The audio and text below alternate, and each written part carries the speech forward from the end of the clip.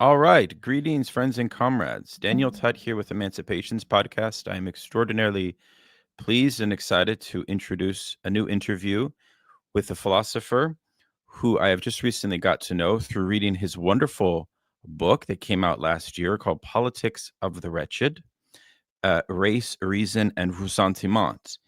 And this is Zahi Zalloua, who is with me a bit early in the morning for California. Thank you for getting up and joining me for this discussion, Zahi. How are you today? I'm very well. Thank you, Daniel. Well, I have done a few programs on Ressentiment, and I am fascinated by the concept. It is such a rich and controversial legacy. Of course, Nietzsche is not the inventor of the concept. Actually, I think Kierkegaard talks about it even before him, and but of course, in a certain way, politically speaking, I think the Nietzschean imprint is certainly very big when it comes to how we generally think of not only ressentiment but also resentment, because I think, Zahi, you are very clear, and many commentators are also very clear, that ressentiment needs to be taxonomized. It needs to sort of be split open and critically assessed. Yeah. So in this very interesting work, we are looking at the very important figure of Frantz Fanon. We are looking at Afro-pessimism. We're looking at the Gilets jaunes, the Yellow Vest movement in France. We're looking at issues of race and class. We're looking at the Palestine question, which in your more recent book is even more central. I'm very excited to read that book as well. And how the problematic of resentment hangs over the possibility of political agency, how it affects group solidarity, and how we might, as Marxists, think, and socialists, and you know, philosophers committed to universalism, how we might think the transcendence of ressentiment. Because after all, and this will be my first question to you, um, some of the ways that ressentiment is invoked, and here I'm thinking of maybe the worst parts of the Nietzschean tradition, Mhm. it's invoked as what I would call an anti-political concept, meaning that it indexes a class of people who are ontologically ineligible for social transformation, psychological transformation, or spiritual transformation. They're caught in this condition, right? That's a very provocative and very damning thesis, Yeah. and I think that it the mere suggestion, right? And then of course for Nietzsche, it's a cyclical idea of history that all historical epochs contain what he calls the men of ressentiment. Yeah. Yeah. Yeah. So let us start with this angle to the concept, right? How do you define ressentiment, and ultimately how are we going to escape this more, I think, quite frankly, reactionary framework of it? Yeah. Yeah. No, I mean, excellent question. It goes to the heart of the book. And in many ways, but ressentiment is at play with the two other concepts in the subtitle, reason and race. So, in many ways, ressentiment has been used to delegitimize the plight of many racialized groups in the articulation of resistance. So, for me, ressentiment begins with a kind of Nietzschean universe where ressentiment is seen as life denying, reactionary. And then you can see people how they've tried to move beyond ressentiment. So Wendy Brown does an excellent job locating ressentiment at the heart of identity politics. So here, ressentiment is about reifying your identity, attaching yourself to your woundedness. And, for her, you have to move beyond ressentiment to form a universal politics. Others have pitted ressentiment and anger, right? So we're drawing on Audre Lorde, they see ressentiment as, in a sense, an articulation of hatred, not anger. So ressentiment wants to destroy the other. Anger is about the injustice of the world, right? Others just want to replace ressentiment with resentment. They want to escape any evocation of Nietzsche. What I've drawn on Jean Améry's transvaluation of ressentiment. So for him, writing as a Holocaust survivor, writing after the liberation, right, of Auschwitz, and looking at German culture then, and how it was yearning to move too quickly past the Holocaust, past the horrors of the Holocaust. And he developed this insight of refusing to forgive and forget. And he drew on Nietzsche's notion of ressentiment, right? This resistance to a narrative intended to make everybody feel better about themselves. And he said no, right? So this kind of the negativity of the no of ressentiment is what I tapped into in the context of, let's say, Black ressentiment and Palestinian ressentiment, ressentiment of the worker, as in the Gilets jaunes, but that ressentiment can be co-opted, can be manipulated. And you can see this with Marine Le Pen, with the Gilets jaunes, trying to claim them as part of an anti-globalization, anti-migrant consciousness. So my challenge here is how do you allow to make that distinction between a ressentiment that is in many ways life-affirming and a ressentiment that is reactionary and narcissistic? And my solution, my way of intervening into the debate about ressentiment is to draw on a distinction that Kant makes vis-a-vis reason, right? The private use of reason and the public use of reason. So the private use of reason is what any particular worker does when they follow rules. So a soldier uses the private use of reason whenever he follows orders from his superior. But he's allowed to reflect on these rules through the public use of reason. So he can write a piece, he can become a scholar and address the larger community. Are these laws adequate? Do they address these fundamental issues? So the public use of reason is the cosmopolitan gesture that makes us break from our organic community. So I like that distinction. So I draw a parallel between the private use of ressentiment and the public use of ressentiment. So the private use of ressentiment is precisely what Wendy Brown condemns. This investment in yourself is my pain. My pain counts more than your pain. My pain is premised on the erasure of your pain. And the public use of ressentiment is a kind of collectivized frustration with the system. In a sense, you find allies, right? Your ressentiment connects you to the plight of others. So that's why, for me, Black Palestinian solidarity becomes a kind of model for how ressentiment opens to the other rather than shuts down the other. And Emery here returns, ironically, in his support of Zionism as somebody who betrays his own insights about the negativity of ressentiment. His ressentiment opens up to Zionists, a Zionist Israel, which is about the reintroduction of a rooted identity that becomes indifferent or aggressive towards Palestinian ressentiment, right? So the Palestinian ressentiment is not really legitimate. Only Jewish ressentiment ought to be addressed. So the Améry's turn to ressentiment come identity is a betrayal of that logic that I see as emancipatory in the case of Palestinians, if the public use of ressentiment opens to questions of the human that is central to a lot of scholars in critical Black studies.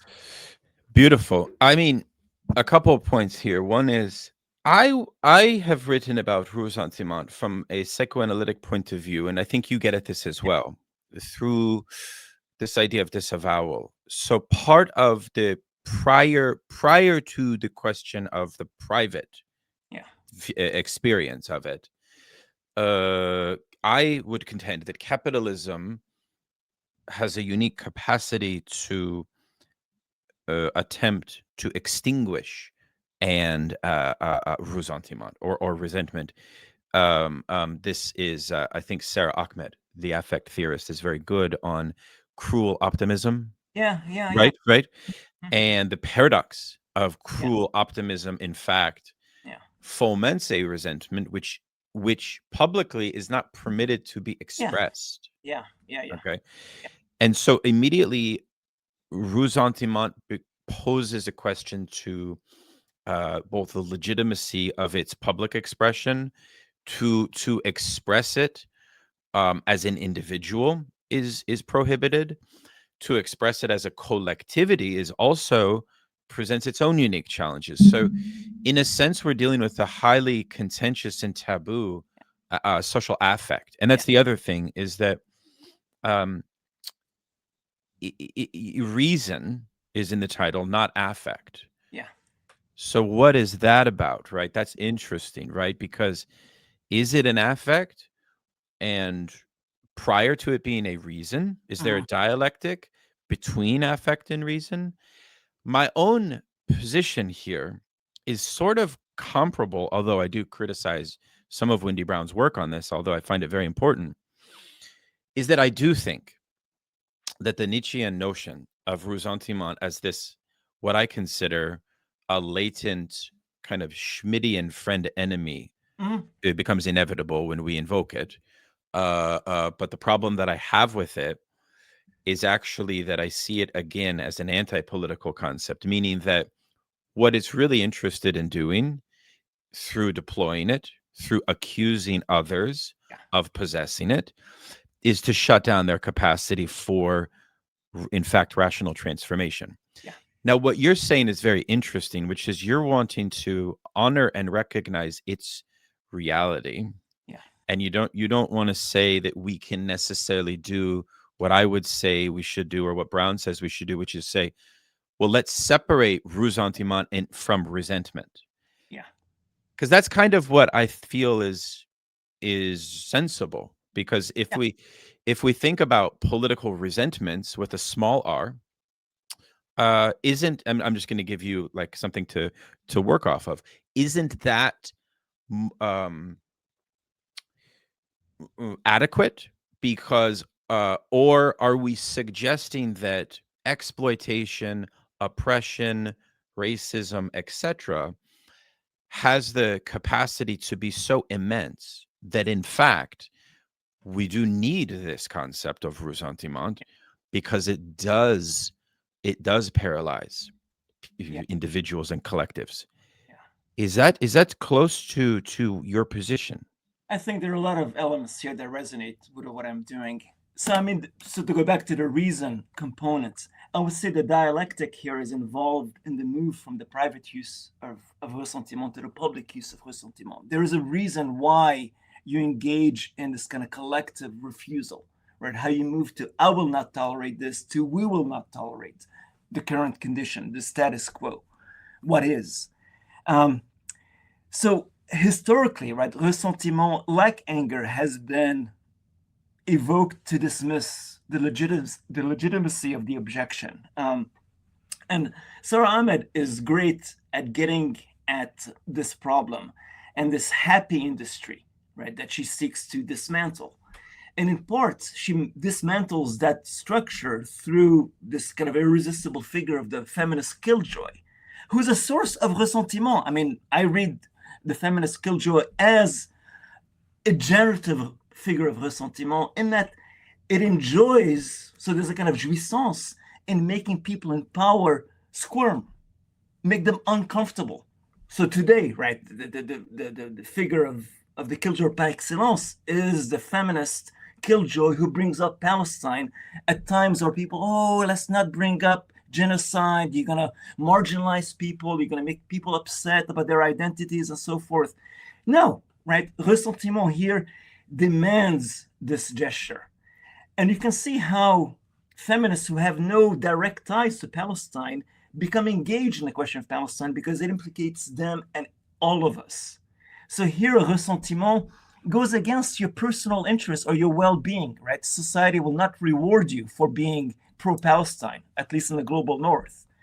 So my idea of a public use of ressentiment is precisely what the killjoy engages in. Yeah.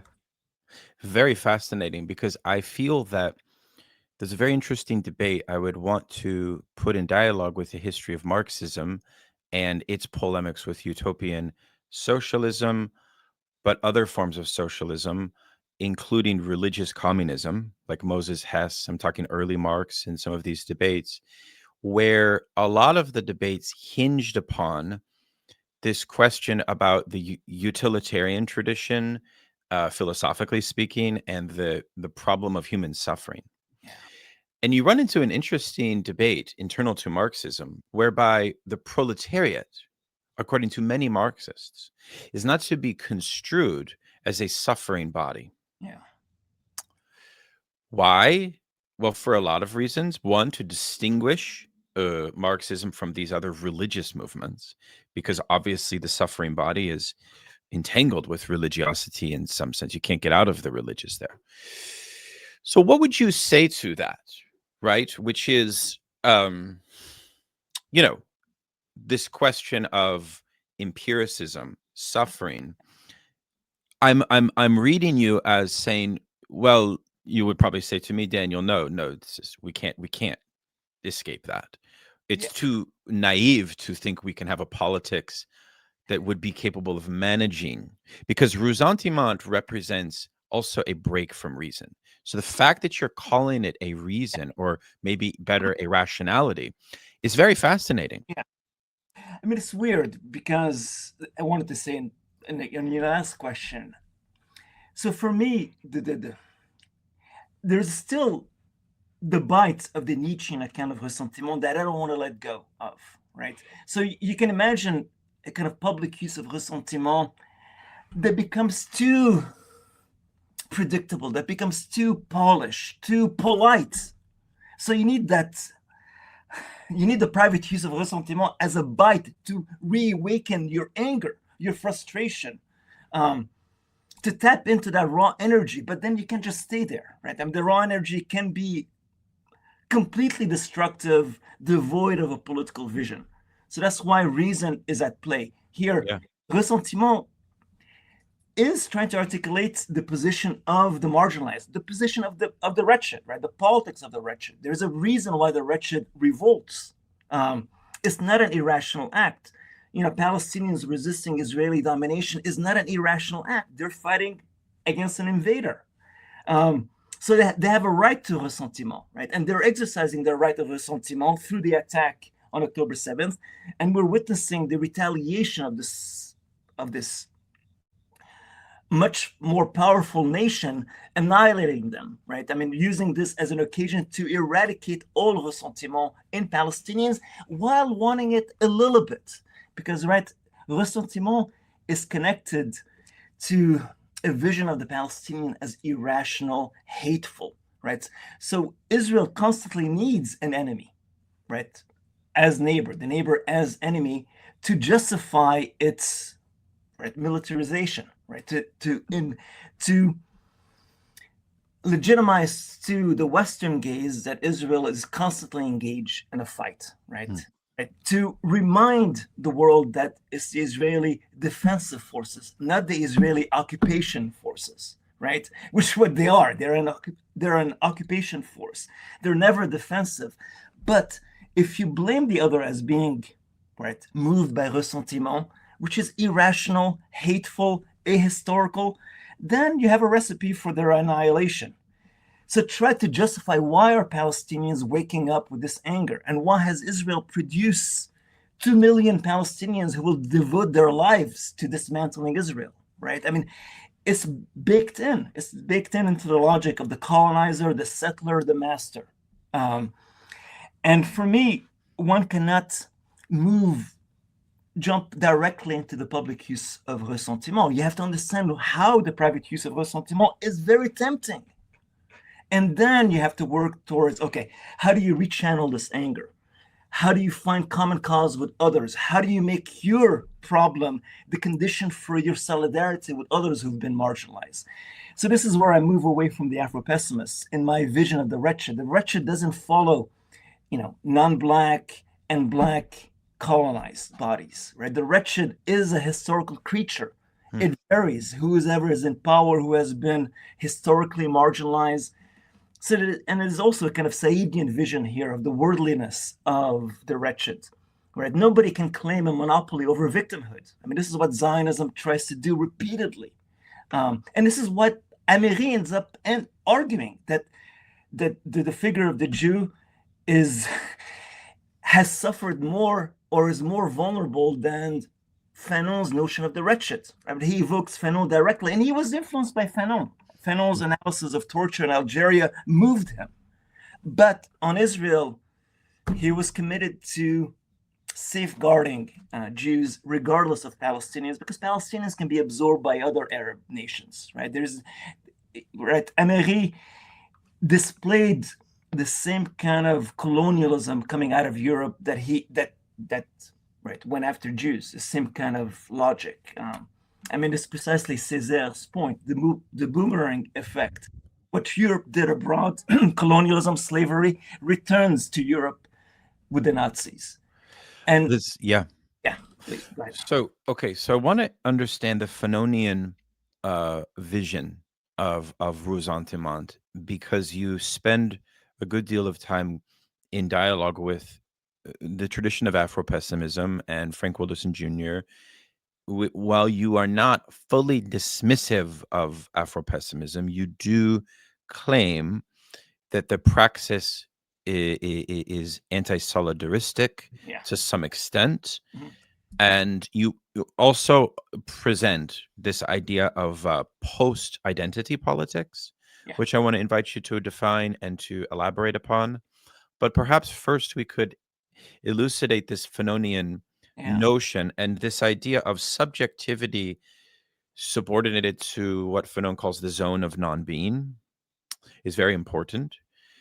So why don't we just throw this onto the table, discuss the way that Afro-pessimism you're putting into dialogue and ultimately diagnosing it as having certain shortcomings. And then I want to get to this question of the inadequacy of identity politics in certain variants. Please. So I'm going to try to think here the best way to get to this question, because I think is a crucial question. And I would like points to the great hostility that Wilderson has towards solidarity, cross-racial solidarity. The only solidarity he actually evokes is an anti-Black solidarity, right? This shared anti-Blackness that unifies non-Black folks. And I think, Wilderson's critique is very important, right? Because he brings up constantly the question of the human, the paradigm of the human, the paradigm of the slave. And he draws heavily on black skin, white masks, rather than the wretched of the earth. And for him, the zone of non-being basically describes the condition of Black folks. I think Fanon never wanted to ontologize that space and limit it to Black folks, right? Black folks exemplify the dangers, the devastation of the zone of non-being. And Fanon talks about how it is experienced as a kind of quasi-permanent condition, the zone of non-being, even though the zone of non-being has the possibility of radical emancipation, right? Something great can emerge out of a kind of dissolution of your ego, the collapse of your ego. Something new, inventive can enter the world. So Fanon is seeing, right, what disables here enables at the same time. But Black folks are limited in what could happen out of the zone of non-being. So the question here, how do you dismantle the structures that keep Blacks in the zone of non-being? For me, solidarity gets you out. There's no escape from the zone of non-being. There's no exit to the zone of non-being without a collective struggle against a racist society, against a capitalist racist society. So this is where I am very much invested in the Afro-pessimists' questions. I resist their formulations, their answers of no solidarity. Jared Sexton, a colleague, right, the other major theorist of Afro-pessimism, introduced this formulation during a roundtable over Black Palestinian solidarity. And he formulated it beautifully following almost a kind of Lacanian logic of the death drive, right? So he thinks about the force of solidarity. And this force lies what is in the struggle more than the struggle itself. And for me, what is in the struggle more than the struggle itself is a vision of the death drive, right? A politics of the death drive that rails against the lure of identity politics. So here you can align the private use of ressentiment with the pleasure principle. It's about feeding and reproducing your own identity, your own woundedness. The public use of ressentiment moves us beyond this logic, right? Aligns with the death drive. In that, you can see, Black Lives Matter chapters were the first, right, to side with the Palestinian strike at Israel, saying, wait a minute, you can't start with the violence on October 7th. What happened October 6th? What happened October 5th? All these must be factored in. You can only see the violence of Palestinians. You're oblivious to the counter-violence that is actually happening here, because there is an originary violence that has been effaced, occluded by social structures. So for me, you have this kind of Black resistance, Black solidarity with Palestinians, and you have the same thing happening with Palestinians, aligning themselves with activists for Black lives. And they're, in a sense, they're welcoming white terror. They're aligning themselves with a group that has been marginalized, even by the liberal elites, right? Especially when Black Lives Matter refused to endorse Hillary Clinton. Why would they endorse a racist just because she's a Democrat? So both groups engage in an act that is, political suicide. Why would you align yourself with the weak, with the marginalized? They did it based on principles. So here, a public use of ressentiment is not irrational. You want to change the world? You look at the people who have been excluded from the world, who want a different world, right? So if capitalism is moving us to kind of destruction of the world, right?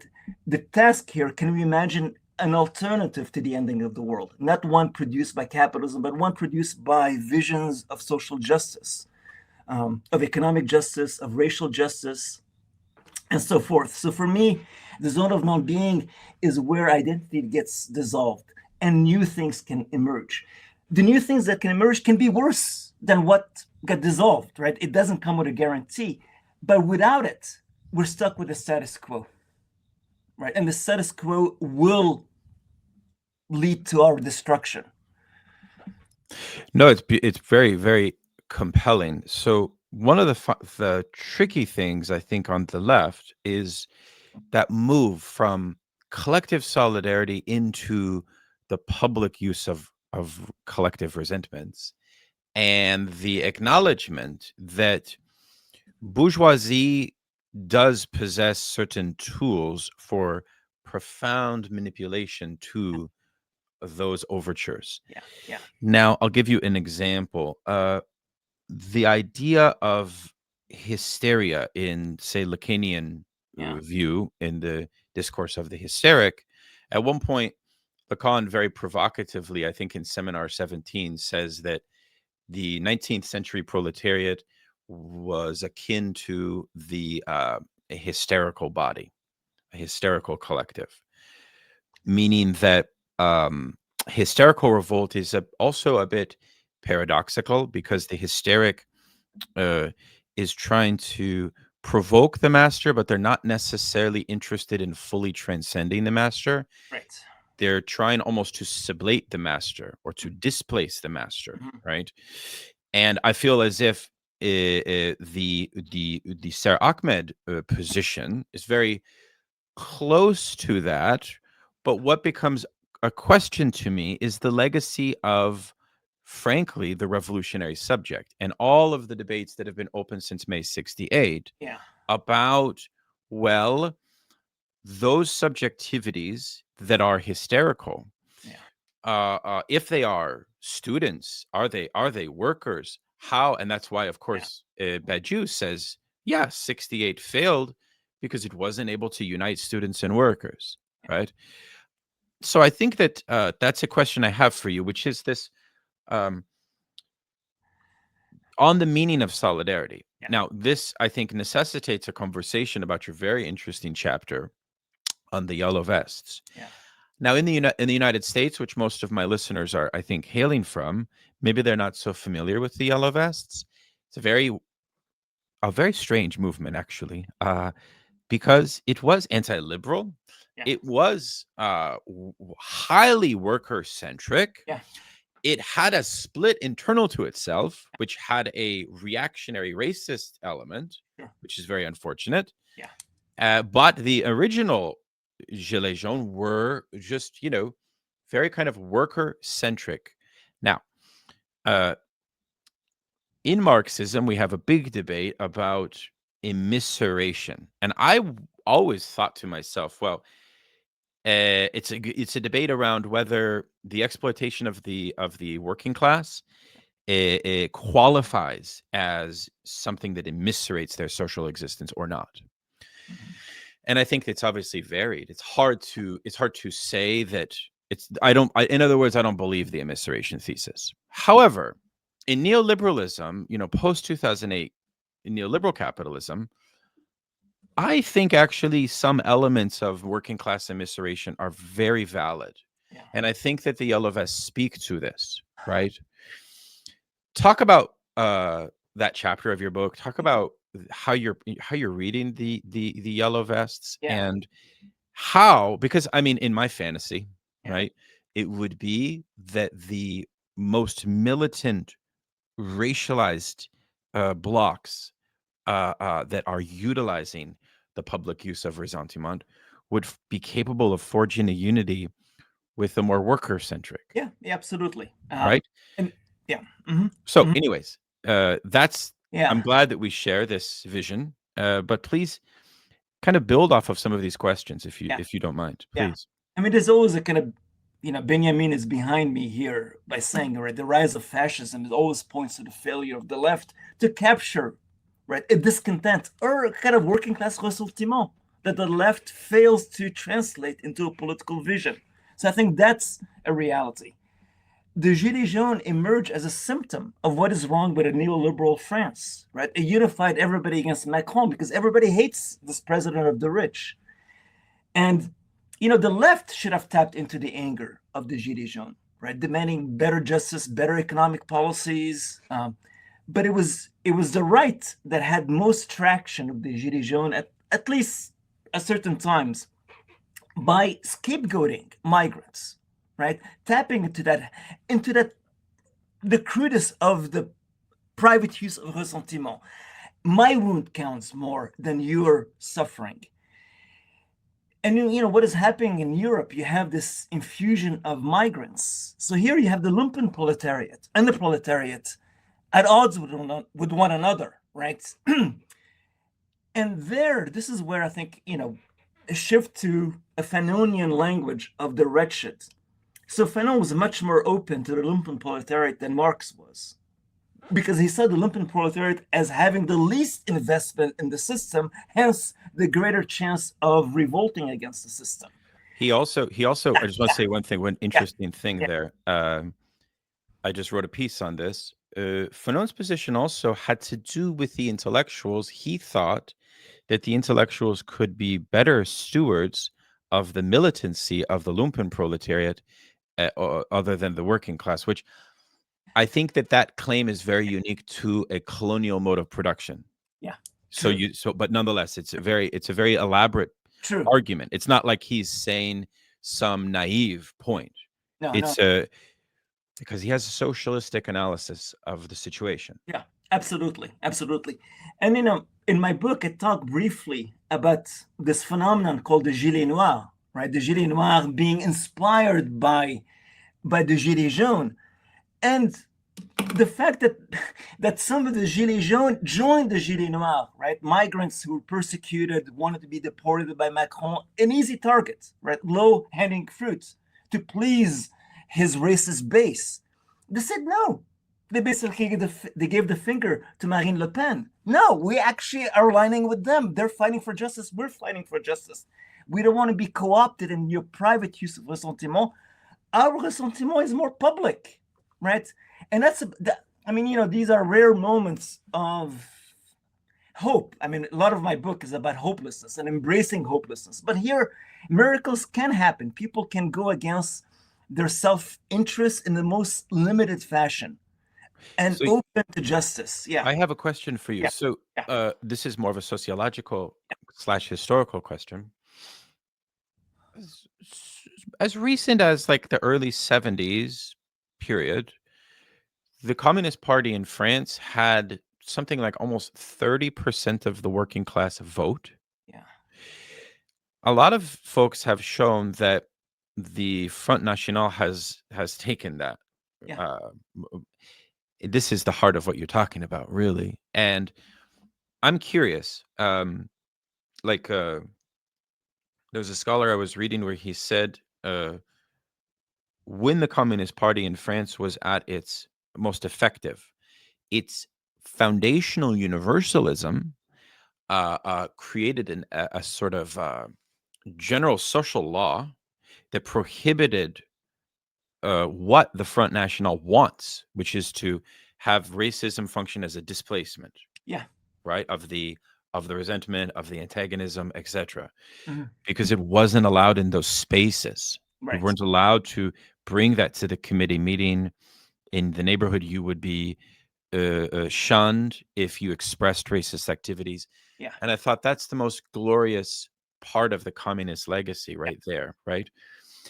So what does this represent? Because in a way, it seems to me that the left, Yeah. this goes back to your point about cosmopolitanism, it may very well have succeeded in cosmopolitanism, but it has failed Yeah. to focus a proper unity at this working class level, which of course includes a fracturing of the racial dimension of the working class Yeah. and the lumpen proletariat, Yeah. because ultimately the lumpen proletariat is still the proletariat. Absolutely. They're Absolutely. not like some They're the enemy. They're not an enemy to the. and even the proletariat as the permanently unemployed. I mean, that gap is shrinking, separating the two, right? I mean, if the proletariat is nothing, the lumpen proletariat is less than nothing. But when you're permanently unemployable, you're closer to the less than nothing. I completely agree. France has, right, deep problems with this Republican ideal, right? This kind of fake universalism that is showing its weakness, right? Its failure to deal with, right, the lingering Algerian problem, the Arab problem in France. And you can see the logic of, I mean, it's kind of crude fascism. You can see the scapegoating just building. I mean, it's there. But Macron, there's no desire from the established left, liberal left, neoliberal left, to do anything about it, right? Because it would require reconfiguring what the EU stands for. It would require a challenge to American hegemony. It would require a different vision of globalization that, there's no move, there's no desire for that. If anything, they're trying to fight against a Frexit, model after Brexit. And you can see the recent march in London. I mean, it's sad. The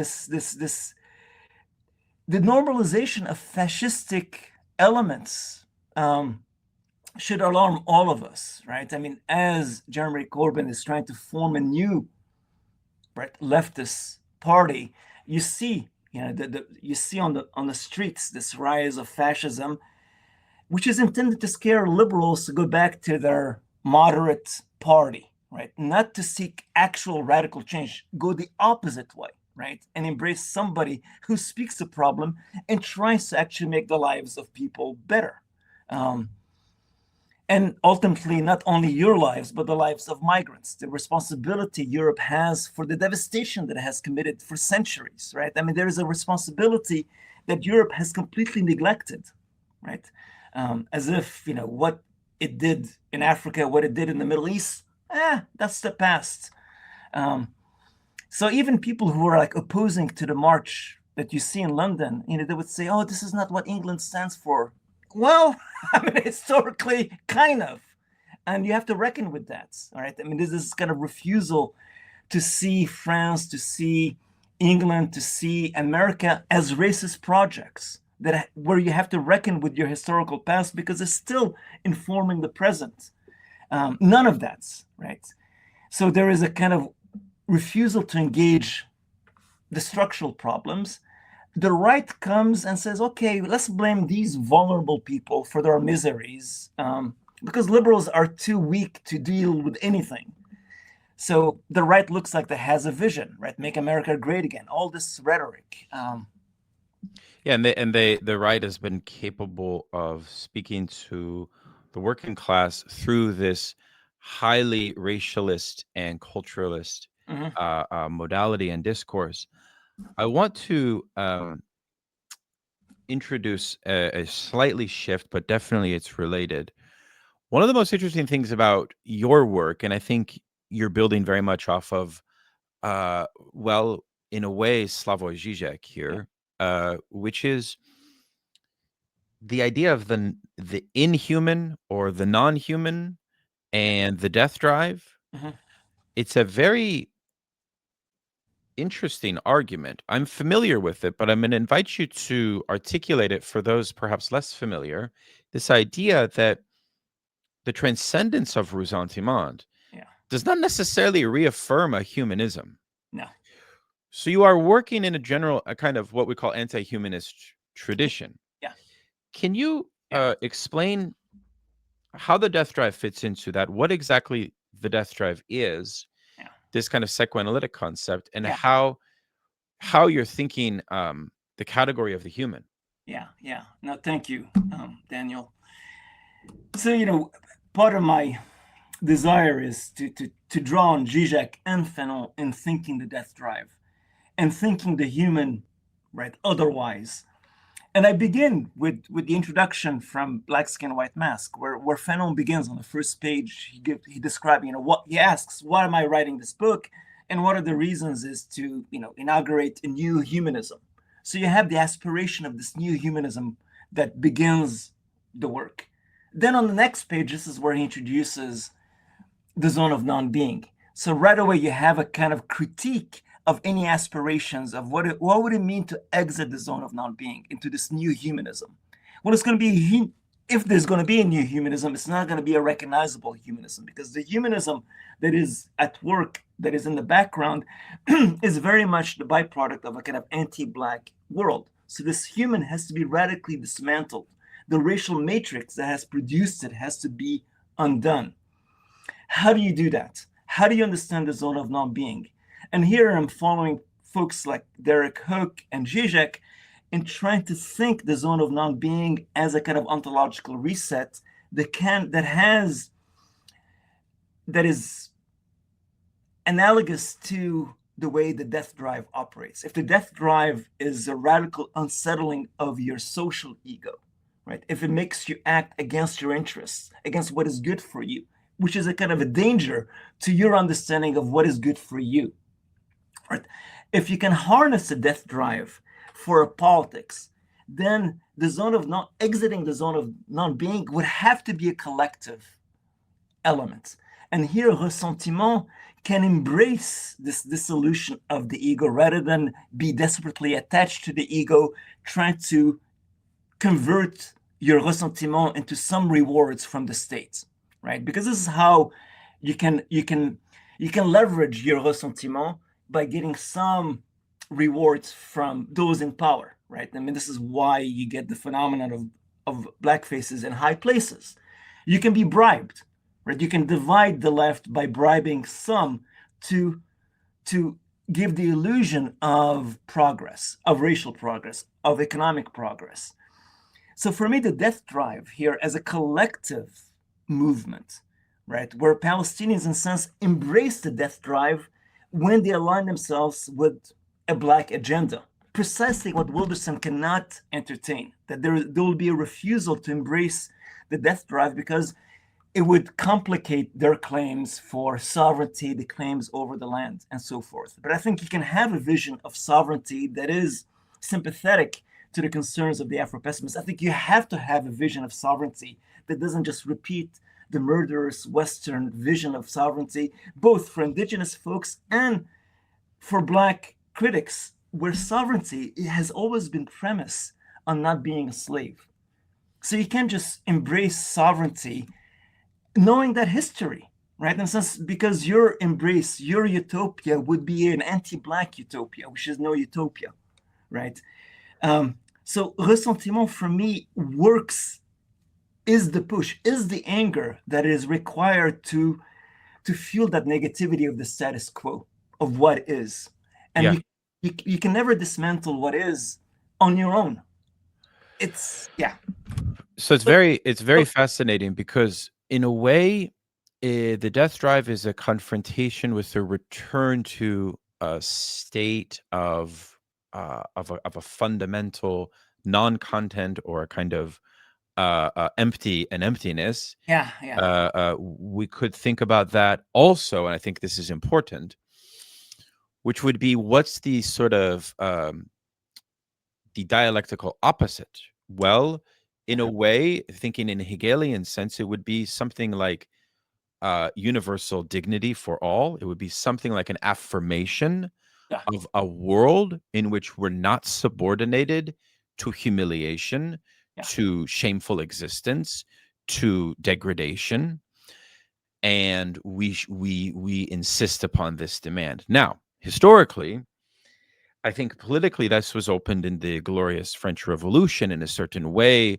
1804, the Haitian slave revolt is also intimately a part of that. But in both instances, what I love is the speech of the slaves in revolt or of the Jacobins, referencing a universal call for a new universal, which we often have interpreted as a new humanism. Sure. We are thinking about the invention of a new human. So, as a clarifying question, do you see my point? Because that, to me, I mean, in these fleeting moments in my life where political possibility has seen, of course, it probably ends in failure, but you know those moments where you can see a vision. Say when Mubarak was toppled in Egypt. Sure. Right. And even Kant talks about the enthusiasm of even witnessing another group, which you know very little about, undergoing universalism. You yourself are affected by that sublime. Right. And I think this is why Kant actually is not a bourgeois reactionary thinker. Actually, Kant is actually perhaps, according to Lucien Goldman, one of the first real socialist philosophers. Anyways, but you see, okay, so my question is, do you affirm that we need to sort of take politics to be about the invention of a new universal vision, a new way of life, right? A post-capitalism that would be, now, I mean, maybe it's semantical where we say human, post-human, because you're writing a lot about I think you're getting into these debates, right, in your other work on transhumanism. Can you speak more about the humanism debates and where you fall on that? Absolutely. So again, my point of departure here is the racial matrix of the human. If we start with the understanding that what we understand by human has been predicated on the negation of Africans, right, and the production of the slave, of anti-Blackness, if we understand that history of the human as a history of genocide, right, the genocide of the indigenous folks, of Black people, then we have to have a very skeptical vision of what can become the new human and what is that human made of. And you know, the stuff I've been working on, the death drive will reside in this new human. The death drive will not disappear. Our capacity for cruelty will remain with us as part of who we are as human beings, right? It's the inhuman core within us that Auschwitz, right, revealed for Žižek.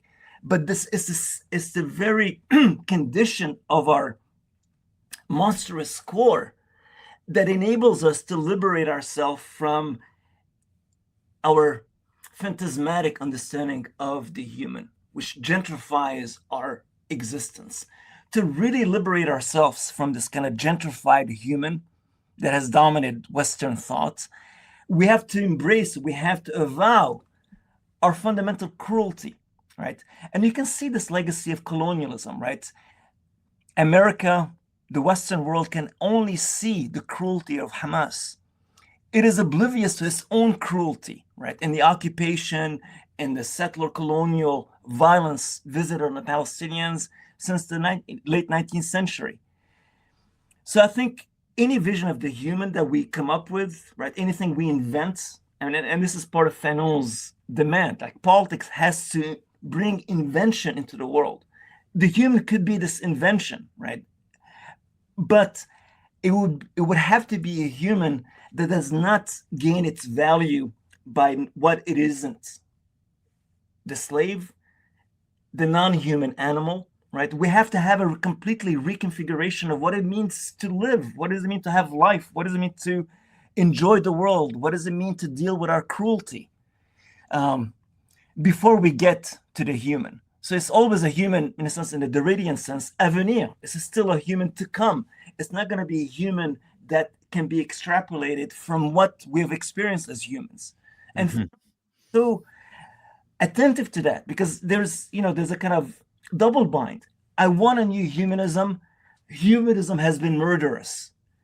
And there's an attempt to reconcile the two demands, to live with this idea of a new horizon. Something new has to be introduced in the world. And he ends the Wretched of the Earth as well with this evocation of a new man. What would this look like? It's unrecognizable for us today. If it's going to be something new, right? It would have to be unrecognizable. Yes, no, that's exactly right. And I always love, as a side point, that one translation of the Wretched of the Earth could also have been the damned of the earth. Absolutely. Les damnés de la terre. Yeah. The damned, the condemned of the earth. Yeah. Those ruled out, those deemed unnecessary. Surplus humanity. I mean, Right. It's very interesting because, in a way, when we talk about the Gazan, and I've had Rafat Al-Arir's, one of his main students, Mohammed Suleiman, on my program multiple times. You should, if you haven't had a chance to listen to Dr. Suleiman sort of elucidate the life of growing up in the Jabalia refugee camp, I'd highly recommend that you and maybe everyone listening take a chance to listen to his work, because one of the things he says was that he was forced to break from the sort of worldview of Edward Said, given the brutality that he faced. And in a sense, yeah, I think that Fanon's conception of violence became much more necessary to think, because the question of revolutionary violence for Fanon is essential to the creation of the new human, right? Absolutely. And that cannot be overlooked. Yeah. And the term damned is in a way, it's a little more interesting than wretched, although they both have their merits, perhaps. So now, what are your views on the this is slightly unrelated, but we'll go back immediately to the main text, on the transhumanism problem. It's a huge topic in Silicon Valley, and elite discourse. No, what do you make of it? Like, what are its it's disastrous. I mean, in a sense, it perfects everything bad about humanism. It perfects it, right? So this idea that immortality is within our grasp, in a sense, is antibody, is belief you can live as a mind.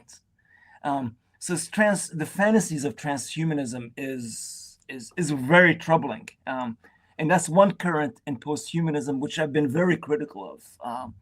So these aspirations of perfecting the human body, whereas if there's going to be a new human, it's going to be an embrace of imperfection. It's going to be an embrace of, Lacan's logic of the non-all, right? The feminine logic of the non-all, not this masculinist vision of the transhuman as the exception, right? Everybody else is shitty, but the transhumanist is the exception, right? The original, the pure, the unaltered being.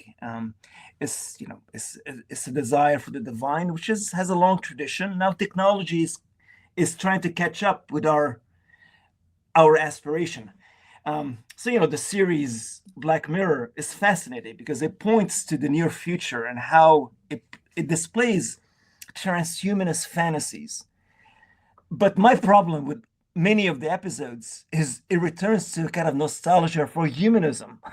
Like, no, we should reject both, right? We should resist the lure. Before technology, we were closer together. We experienced sex differently. No, no.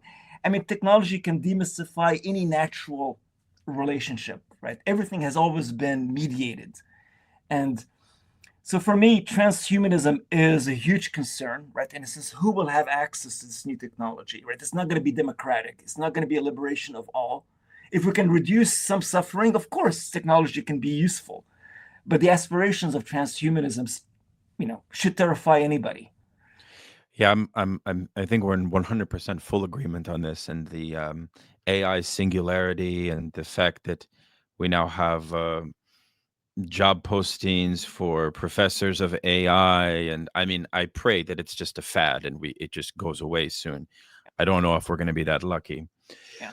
I want to go back to something, the main thread on the wider theory of ressentiment that you have been articulating. And it strikes me as very fascinating because, in a way, perhaps you may agree with this. Conservative ideology, one way to define it, right, would be to force a social order in which ressentiment does not appear, is not vocalized, is not present.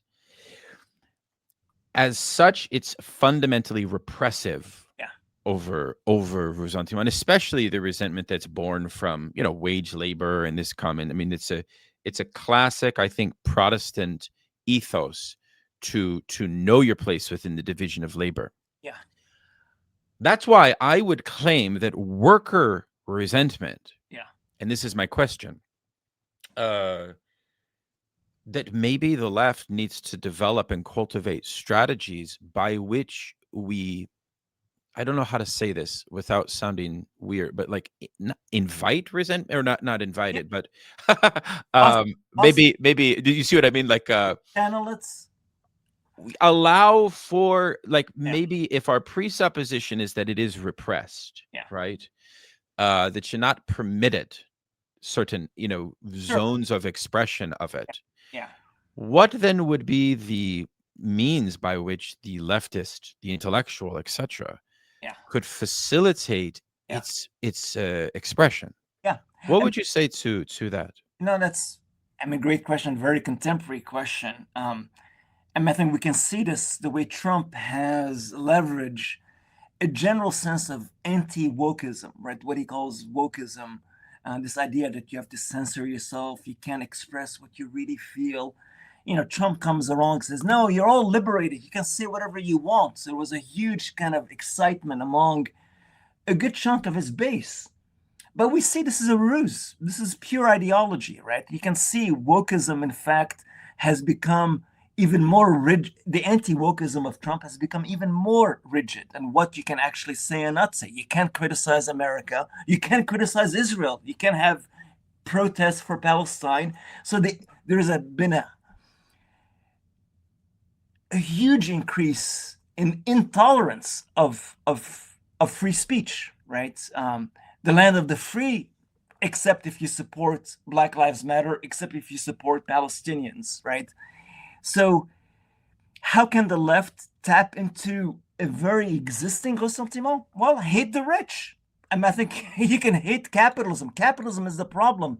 And you have to have you have to enjoy, the position of the killjoy. You have to facilitate how you can be critical and have a problem with the rich. You have to, in a sense, overcome your own investment into the American dream, because many liberals are still very much invested in the American dream, that anybody can make it. So they don't want to see capitalism as the problem. They want to see, bad capitalists like Trump. So there's still their investment in the status quo, in law and order, is an impediment for what they can actually hate.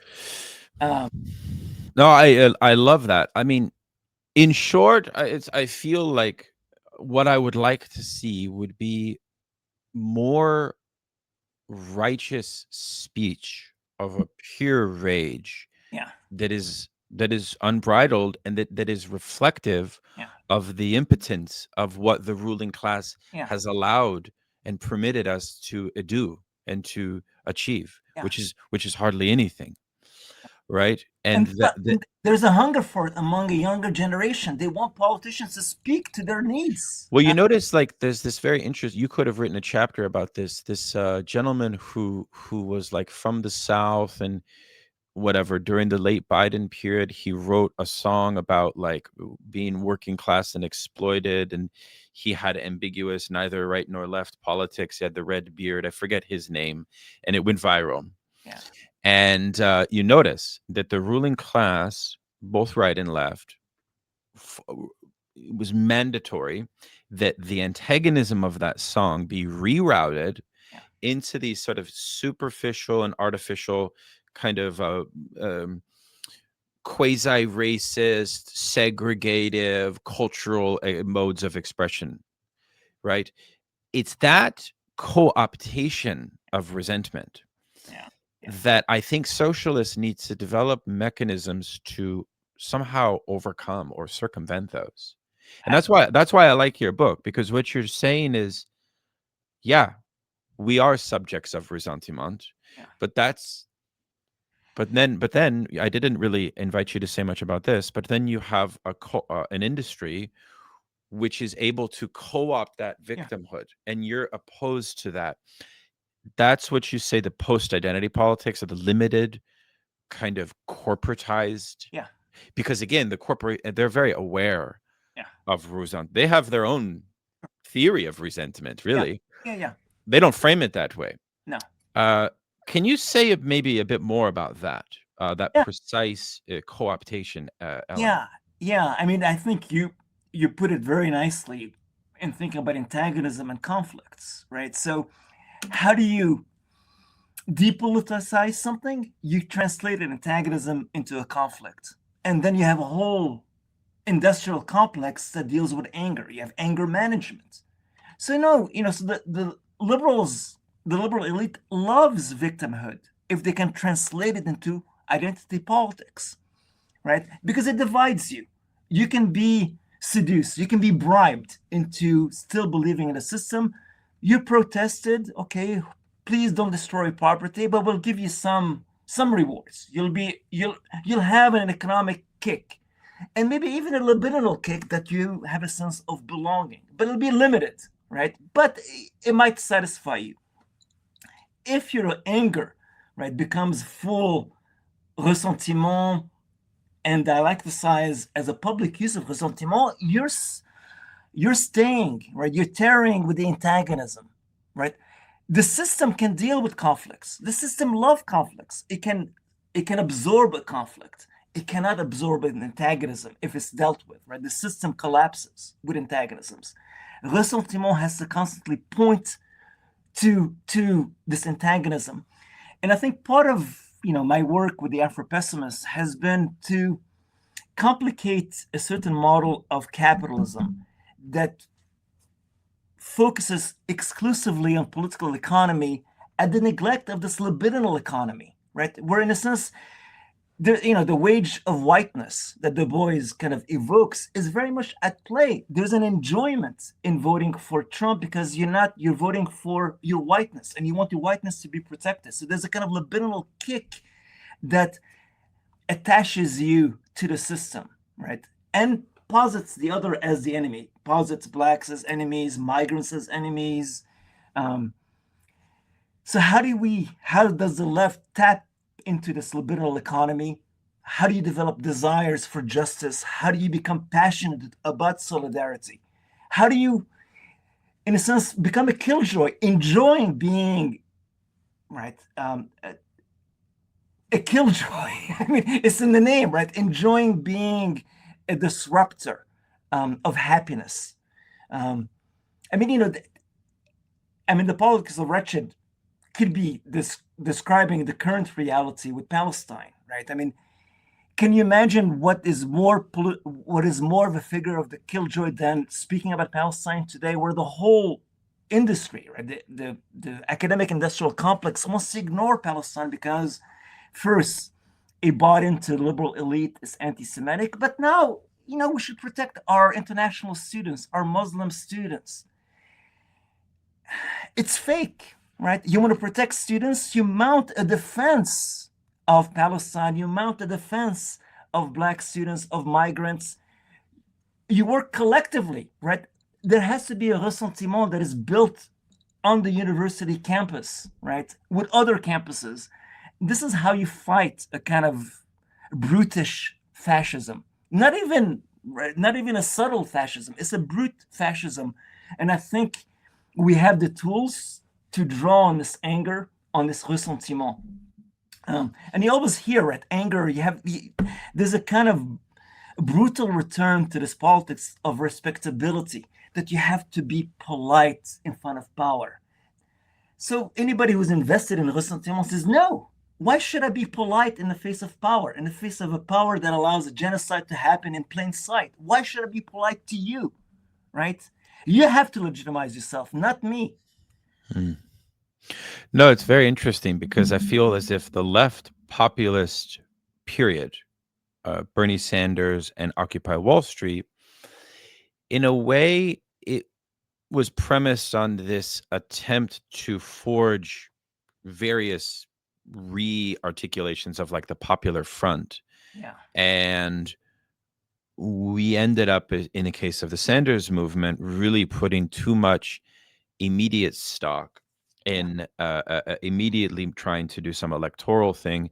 And I think what was missing, and I think what still is missing, is a sort of shift of our political educational engagement to a more thorough civil society engagement that would be beyond the university, but which would be trying to enter into places where acute hyper exploitation is taking place, and proceed to organize those subjectivities, at least in the U.S. I mean, I was just had Adam Hania, one of the foremost political economists of the Middle East, on the show, and he was talking about the political economy of Gaza.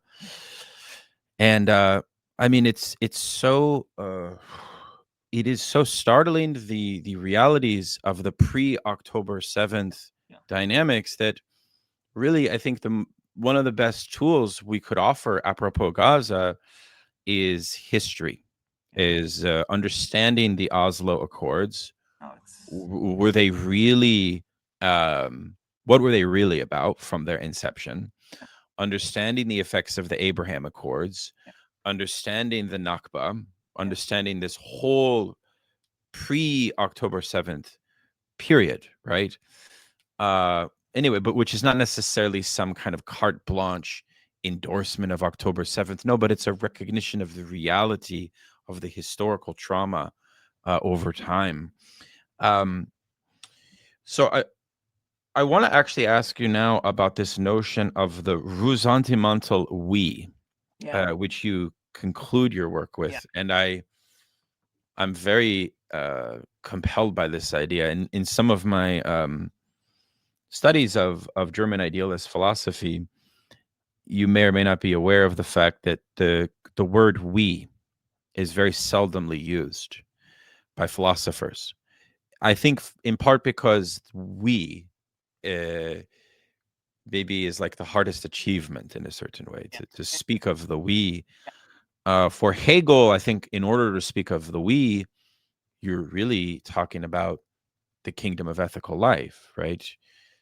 With Kant, kingdom of ends, right? It's this implicitly almost quasi-utopian idea. What would a ressentimental we actually look like, right? Where the killjoy grad student and the lumpenproletariat and the sort of immigrant, the kind of subject positions have some not only unity, but some shared commitment to a new vision, a new action. I mean, for me, this is, as a socialist, I don't see why we don't start a new international. I think the organizational deficits that we have in the communist movement internationally are so severe. I mean, we were talking about France. So much of this stuff in France would be solved through the reinvention of a serious communist party, if we want to get down to brass tacks. Yeah. So is that, how is that solved? Through institution building, education, some combination therein? What would you say? I How mean, do we invent the we? all of the above. I mean, so the we has a very checkered history as well, right? And it's so classic humanism can claim a we while ignoring women, black people, brown people. The we here has often been unmarked as white, right, and male. So people want to avoid the we, and they can talk about themselves and their group, maybe. My we here is a very much negative universal. This we is always open, right? It's the we of the individual who identifies with the wretched, who identifies with the part of no part, who is part of the no part, right? In a sense, it is the we that is very future oriented. It's not based on a shared identity other than a resistance to what is. So it's a commitment, it's a vision, it's a desire for something more that brings us together. There you avoid, like, you can join my we only if you commit to this identity or this orientation or this. No, the we here that is posited is a we that is fueled by the public use of ressentiment with the occasional jolt of the private use of ressentiment if you become too comfortable in your we, right? So I think it is one that is constantly, that has to be dynamic, Daniel. And in part has to be dynamic because those who join the group can become reactionary, can become seduced by a new version of identitarianism. So here, communism, I follow Žižek and Jameson. Communism cannot be a state of pure stasis, right? I mean, it can be static. The death drive persists. Ressentiment in its cruder version persists. Cruelty persists. It's just we have to be able to channel it differently, deal with it better, avow it, right? Avow, right? As a way of combating things that are potentially rich in us and things that are potentially dangerous coming out of us. How do you move towards this we? I've been thinking quite a bit about Edward Said's ending of the Introduction to Orientalism, where he quotes Raymond Williams' commitment to unlearning. I think we have to unlearn. We have to unlearn these mechanisms that imagines what the human looks like, what Zionism speaks about. All of this we have learned, we have internalized, that we have to, in a sense, liquidate and try to look at things with fresh eyes. Yeah. I think the role of critique, the role of ressentiment has to be connected to unlearning, a certain structure of reality.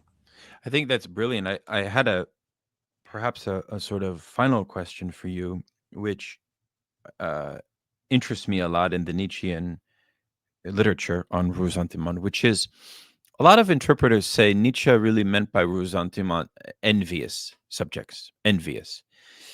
And this strikes me as interesting because in a way, the public use of ressentiment is so far away from envy.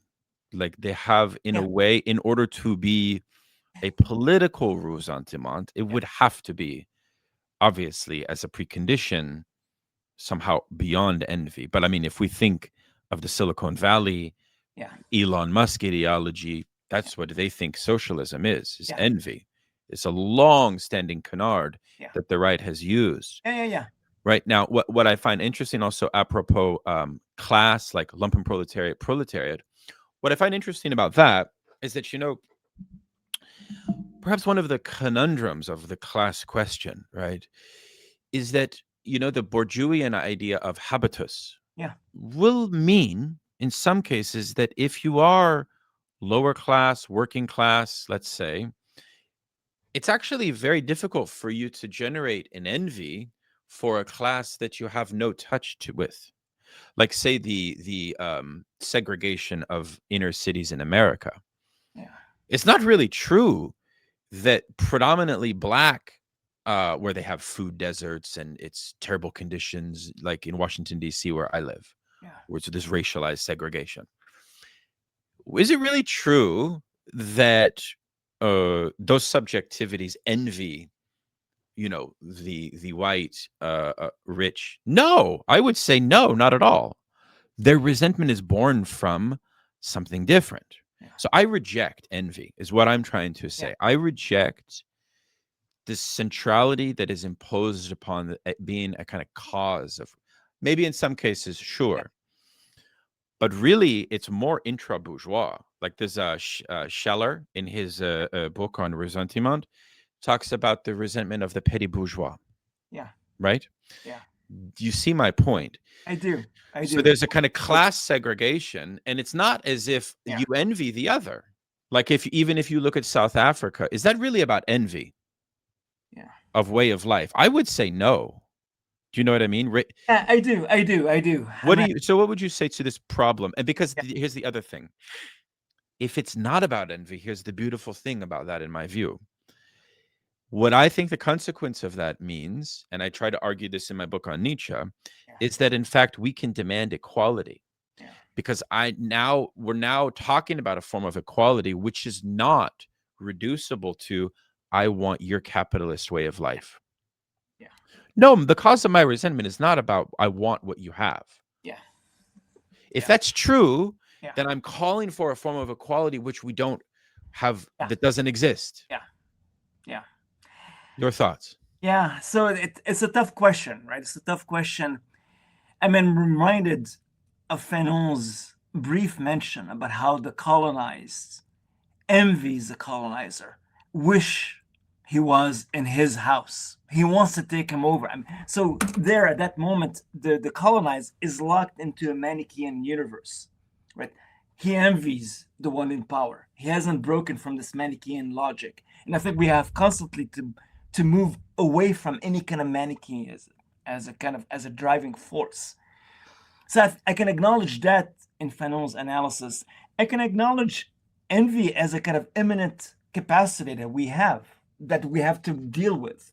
And maybe we should resist, like you're saying, an easy translation of envy. That somehow this envy is intrinsic to the marginalized. I'm saying envy is proximal. Envy is intimate. I feel that it implies a proximal intimacy. Yeah.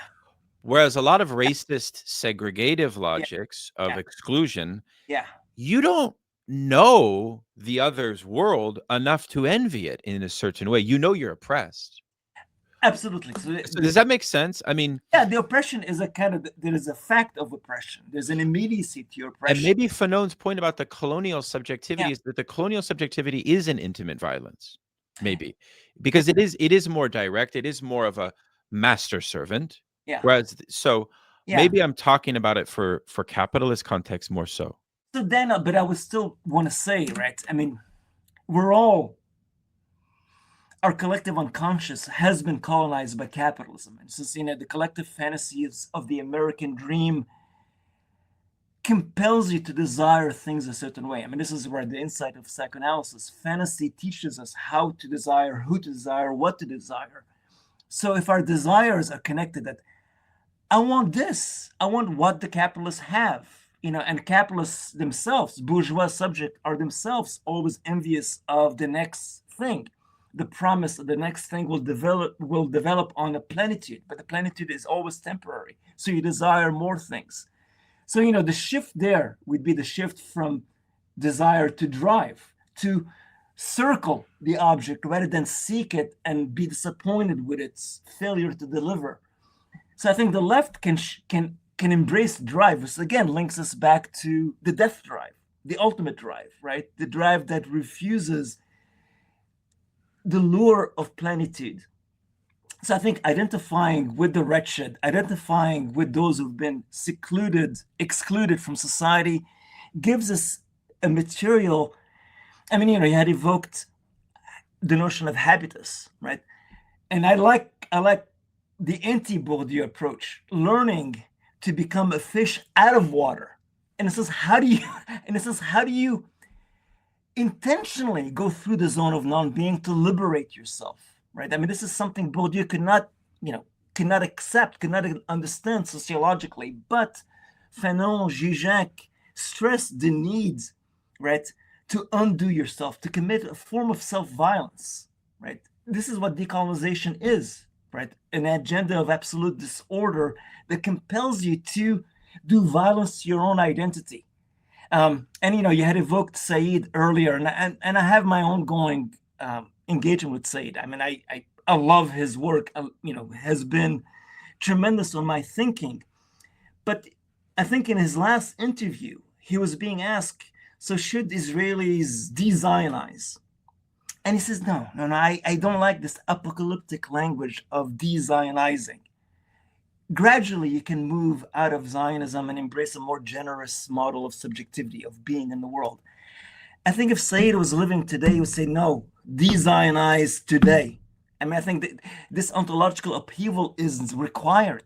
You need a change to your identity. You need to change for your world. Yeah. And this cannot be done gradually. There has to be a shock to your system. I love the way that you read Žižek, because for many maybe superficial readers of Žižek, they wouldn't understand how you're applying him in the way that you're applying him, because they would read like his op-eds in the newspaper or whatever, and they would think, well, how could Zahi, who's committed to this worldview you've been articulating for the last hour and 20 minutes, how could you use Žižek when he says these preposterous things like we should vote for Trump, or on the war in Ukraine, everything, So maybe a final encore question on the meaning of Slavoj Žižek for you. I saw you wrote a nice piece in the new Crisis and Critique collection dedicated to the oeuvre of Slavoj. He's obviously been on this program, and I studied with him. So I myself have recently written the preface to a new book by a young Muslim scholar, Yanis Iqbal, dedicated to the inadequacy of contemporary philosophers' response to Gaza. And Žižek takes up the bulk of the book, because I don't think that Žižek's position on Palestine is good at all, actually, or enough. So maybe that would be interesting. How does one, and this could be something maybe instructive for younger scholars, because I think, sometimes we forget that a philosopher is a philosopher. Therefore, they're also contradictory. They also, in a Whitmanian sense, contain multitudes. Sure. Okay, so how do you pick the multitudes within Slavoj's work? Like, how does that work for you? Yeah, I mean, so I think I attend to his internal divisions, or what he's trying to articulate. So in many ways, right, his position on Palestine after the October 7th attack has been disappointing in some measure, right? This idea that Hamas and Netanyahu are basically symmetrical. They both want a world free of Jews, a world free of Palestinians. Yeah, well, one person can actually do it. One group can do it. And Hamas is more complicated than its military wing, right? It does a lot of things. It's responding to a stalemate, the failure of the Oslo Accords. You have a PA, which is Palestinian Authority, which is a servant of Israel who hates the PA. So Palestinians are giving very few options. How do you resist? How do you express your ressentiment? Who says no to the status quo? Hamas is saying no to the status quo. So one has to be able to theorize why they would find an appeal in Hamas. Second, I think Žižek's vision earlier, from maybe 20 years ago, that he in a sense pushed for a vision of binationalism, a binationalism with teeth, a just binationalism, not the unjust one-state solution that we currently have. And he argued against this kind of the two-state solution, or at least privilege, right, a society grounded on equality and freedom for all, right? What Said himself argued for. And now he's going back to a two-state solution, which I think is disastrous, absent a reckoning with the right of return, the illegal settlements, right, reparations, right. So here I follow BDS on this, or BDS does not officially endorse a two-state solution or one-state solution, but you have to follow international law. So here, to argue that we need a two-state solution and evoking, former Shin Bet officers saying, yeah, Israel will have security when Palestinians have security, or Palestinians have hope. No, I want the Žižek of the courage of hopelessness. That's my Žižek on Palestine, to embrace, right, the politics of hopelessness, to embrace the vision of the faceless. So, I should have brought this up when you were asking me about the inhuman. I think you get this in Žižek through the figure of the faceless Muslim, that his vision of the real neighbor becomes a model for what a degentrified human body looks like, and embracing that, right? Embracing the faceless versus the one whose face can be, given back to the other, right? And here you have the disastrous Levinasian history of the faceless Palestinian and his refusal to engage the Palestinian as the neighbor, because his understanding of the neighbor is very philosophical and not contingent, not sociological, right? It's not that, like, the Palestinian is not the other of the Israeli in a way that the Chinese is the other of the Israeli, right? There's nothing specific of the Palestinians. And here, Levinas shows the utter failure of a Levinasian approach to Palestine. So Žižek has been much more fruitful in thinking the faceless. And I want to bring in that sensibility in thinking the zone of non-being. I mean, the zone of non-being is you become faceless in the hope of constructing something new, but you never forget your facelessness, because your facelessness is the real subject, right? The real neighbor. We're always real to ourselves. So I embrace this aspect of Žižek, because I think that aspect brings in a critique of, comfortable narratives. So Žižek for me is always a figure of disruption, and I think you have to engage him. Yeah, well, I think that's fascinating. For myself, I feel like his theory of the act, this kind of libidinal psychoanalytic Lacanian theory of the act, which it's not like acting out or passage l'acte, but at a certain point in time, I'm thinking of like Plague of Fantasies, the Ticklish Subject, when he's working closely with Badiou's thought. He develops a kind of theory of the collective act, but that I find that missing or foreclosed. He doesn't apply it to post-October 7th dynamics. No. And even in his book on violence, he talks about structural violence and revolutionary violence. He doesn't apply those to the situation in Palestine. No. So there's a certain irony or paradox whereby he emerges in the Western milieu as a profound critic of Western liberalism. Yeah. But unfortunately, I think in recent times he has somewhat maybe lost that critical edge. Yeah. But that doesn't mean that it has to be lost for us. Yeah. Yeah. Right? Yeah.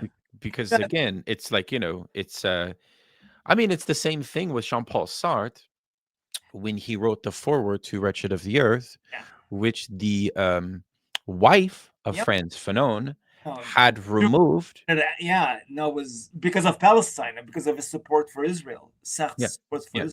Absolutely. Yeah, exactly. Josie Fanon, I believe it is. Yeah. I mean, yeah.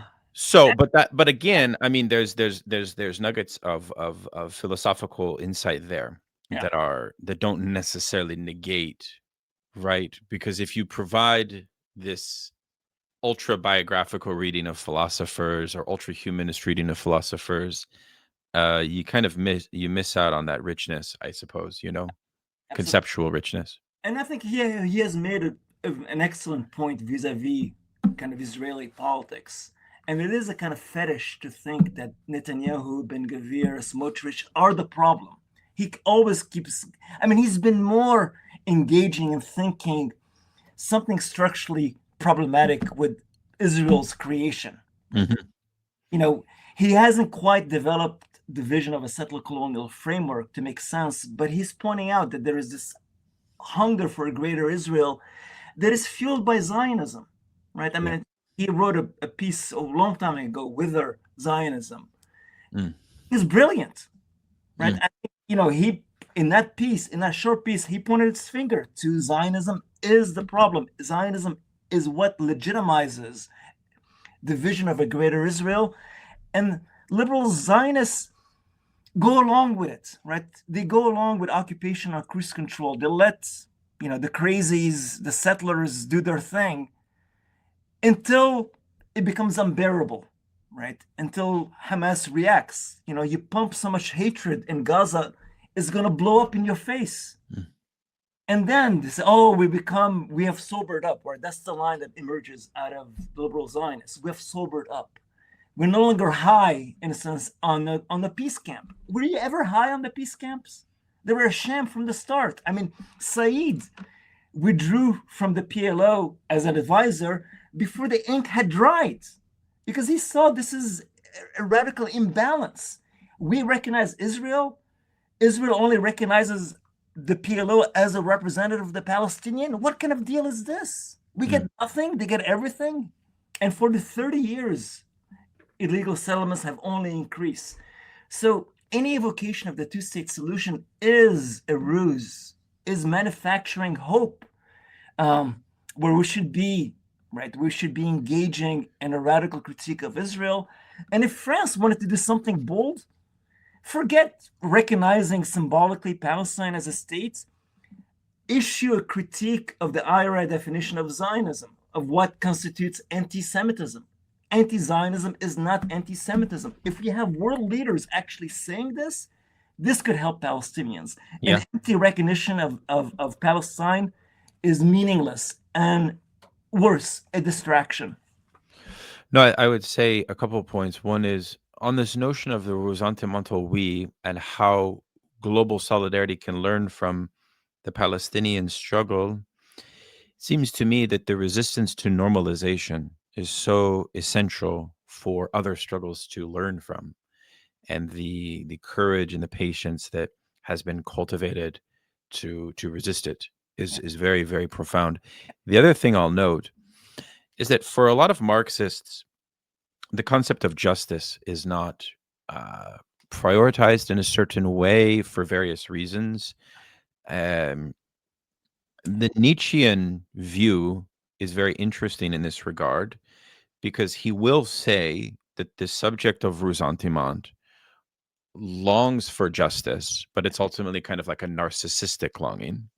Yeah. I think in the case of the genocide, for the entirety of our lives, we should be, and I imagine you would agree here, we should be and we must be committed to pursuing the justice for this historic crime to the ends of the earth, right?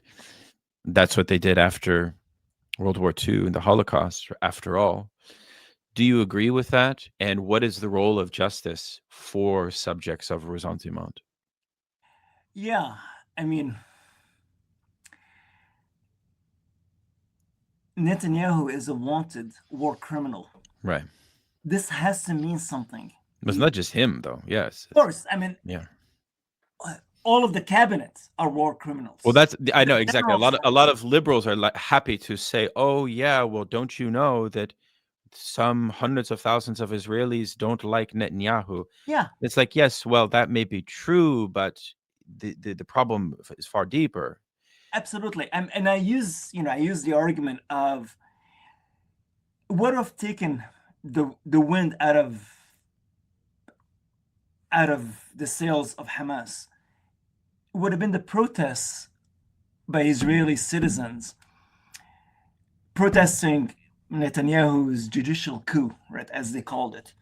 If they centered the occupation in these protests, right, what they were arguing for democracy for Jews, not democracy for all.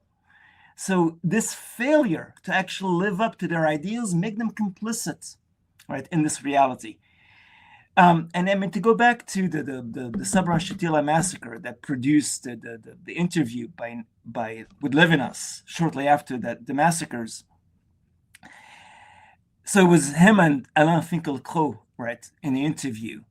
And they were both like, saying, we can see that Jewish citizens are protesting, right? They're pointing to the 300,000 protesters protesting against Menachem Begin and Ariel Sharon's policies, allowing the massacre of Palestinians by the Phalangists, right, by the Lebanese militia.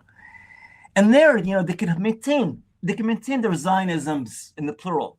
Menachem Begin has his political Zionism. We have our ethical Zionism. Look at our people protesting. Now, where are the protests for Gaza? Gazans dying. You have protests daily for the hostages, right? So I think Israeli society is going to be living, right? It's going to be the genocidaire generation. And I don't think they can recover from it. I think Israel's identity has been tainted, rightfully so, right? And part of our effort here is, how do we keep the pressure on? How do we keep Israel as a pariah state, right? Yes. And our consciousness has to be altered. The way Auschwitz altered our consciousness, right, Gaza has to alter our consciousness. This is the politics of the wretched. We have to commit to the politics of the wretched. Absolutely. And that also means against the Nietzschean idea of forgetting. Yeah. We must remember. Absolutely. We must never forget. Yeah. Or forgive these crimes. Yeah, of course. Of course. Yeah. Zahi, I want to thank you for coming on the program and for this inspiring and very insightful conversation on your work. Would you like to maybe say a brief word about your upcoming work? And I'll obviously provide links to your books and your research as well. No, thank you. So my more recent book that came out this year is Fanon, Žižek, and the violence of resistance. And Žižek has a small afterword, very generous afterword to it. I'm currently. Oh, interesting. On these same topics we're talking about. Yeah. And recently I've just finished another manuscript called To Exist as a Problem, Being Black, Being Palestinian. So constantly living with these two kind of demands of how do you become a problem ontologically. Right. And if you're a problem ontologically, the solution is your elimination, right? And how do you resist? And again, I return to this kind of Black Palestinian solidarity as the only way to dismantle becoming a problem, or reappropriating problemhood for more emancipatory. Mm-hmm. Brilliant. Yeah. Brilliant work. Thank you very much. Extremely thought-provoking. I just want to encourage all of my listeners to check out your work. How might people find your work exactly? So many of my books are available on Bloomsbury. I mean, they're published by Bloomsbury. They're very much available through Amazon. Reasonable price, yeah. Yeah, they're all in paperback. So the Fanon, Žižek, and the Violence of Resistance is on paperback. The Politics of Wretched will be paperback soon. Solidarity in the Palestinian Cause is another book linked to these ongoing debates. Fabulous. Well, comrades, thank you very much, Zahi. Please check out our Patreon, everyone. I'll put a link up on the screen to various options to support my efforts. We have a very interesting Althusser study group going on right now, as well as a study of Lacan's seminar on identification on Thursday nights that you guys can check out. Thanks, everyone, for listening. Take care.